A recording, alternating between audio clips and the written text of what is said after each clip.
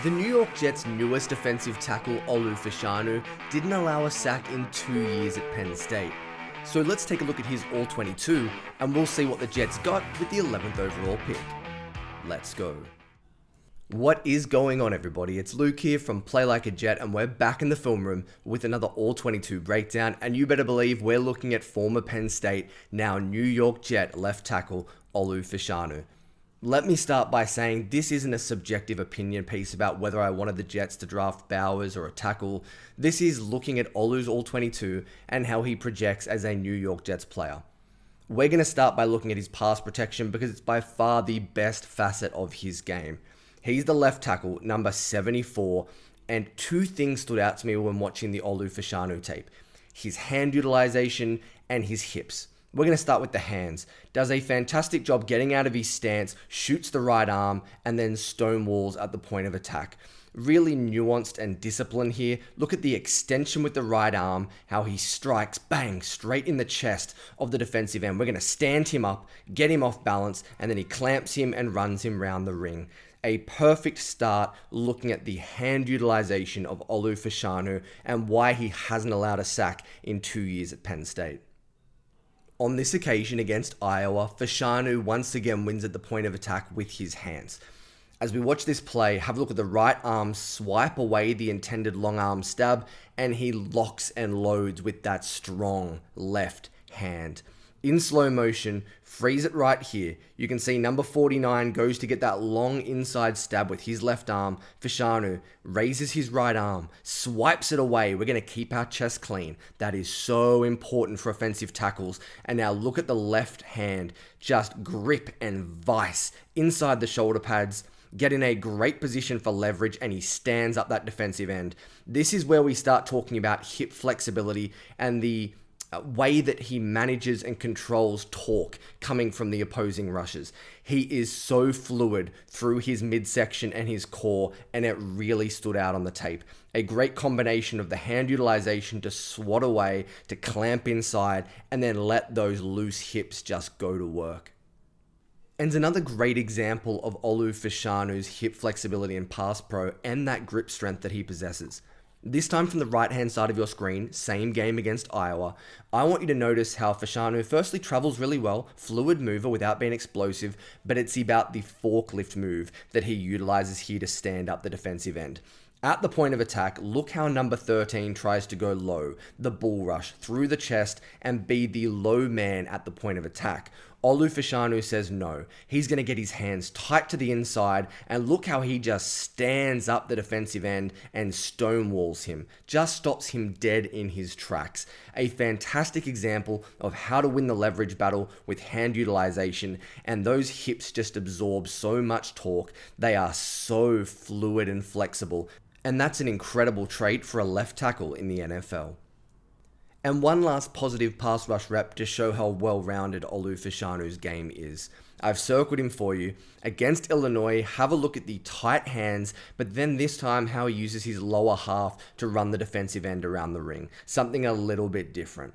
As I will say over and over when watching offensive linemen, if you control the chest, you control the rep. Look at Fashanu's hands. Keeps them low, scoops up through the chest, and he's now locked and loaded. He has clamped the defensive end, but now we're going to see the lower body kick into it. Look how he flips his hips, he engages his legs, and uses them to force the rusher to the ground, around the corner, and win this rep convincingly. Just a great display of all of his traits, from footwork and the ability to travel, to the hand placement, the hand and grip strength, and then the lower body flexibility and the torque that we've talked about throughout the video. Now, the only real weakness that I saw on Fashanu's pass blocking film came against OSU and the fact that he let rushers get to his chest and bull rush him at times. On this occasion, I think it's actually his eyes being fooled. He anticipates a stunt here from the defensive tackle. He's late with his hands, and now you see him just get put on skates and ends up in the lap of his quarterback. The result is late wide hands. Look at the left arm for number 74 Fashanu. It is wide, it is reaching, and therefore the long arm stab just sends him backwards. He's got no ability to anchor, and it ends up in a sack. Now, this isn't charted against him because his man doesn't technically get the sack, but he's really to blame for this negative play here for Penn State. Because he was fooled off the snap by that defensive tackle kind of kicking out. See how Fashanu's got eyes to the inside, his hips kind of square up at the line of scrimmage. He's then late as a result, and we get the negative play. But from the same game, we see another little issue that leads to the same result. Fashanu goes for that left arm stab that we talked about, tries to punch with his hand, but this time he misses with his right hand placement. The defensive end gets inside leverage, long arm stab again, and look how he's just moved into the quarterback, and it results in an incompletion. These kind of losses were frequent against OSU late in the game. Now, he did a really good job for the majority of this matchup against a really talented defensive line, but when he gave up his chest and was either late with his hands or wide with them, he ran into some issues. But what I'm here to show you is that those reps are few and far between. On the whole, Fashanu's pass blocking reps were fantastic. Let's pivot now to the run blocking. I think Olu Fashanu was overall inconsistent, but better in 2023. His two issues were A, that he's not physical at the point of attack, he's not the mauler, the nasty finisher, but also sometimes he struggled to sustain blocks on the backside of plays. So if we're running right and he's the left tackle, there were times where he would try and reach block and be ineffective and his man would make the play from the backside. But against Michigan, I saw some really, really good stuff. On the right-hand side of your screen, have a look at the combo from Fashanu. Again, the hip strength and the lower body. We're going to get great leverage underneath the armpit, strike the three technique, great movement. Look how he forces him off balance, gets him away from the play, and now we're going to find our second level defender, lock with tight hands, flip our hips, we know he's got that in spades, and just march him off the screen. This is fantastic stuff. This is the kind of athleticism that should be on more of Olu Fashanu's film. It isn't quite there yet, but that's the good thing about having him work behind a guy like Tyron Smith and even Morgan Moses. They can help him in this regard, but you can see the flashes are there. And I wanted to be more positive when looking at Fashanu's run blocking because I think the traits are definitely going to allow him to have success.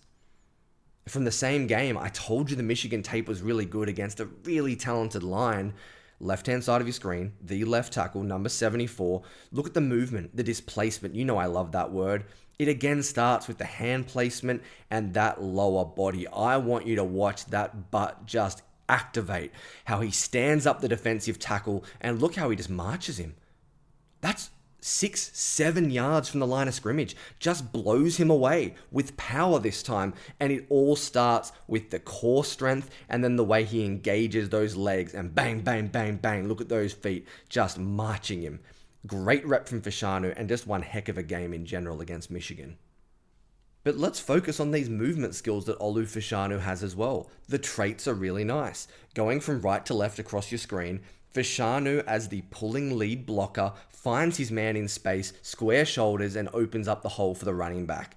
A really nice job sifting through traffic, but then the movement skills, the ability to flip his hips and to be square on contact, attack the inside shoulder, hits his target, and opens up that lane.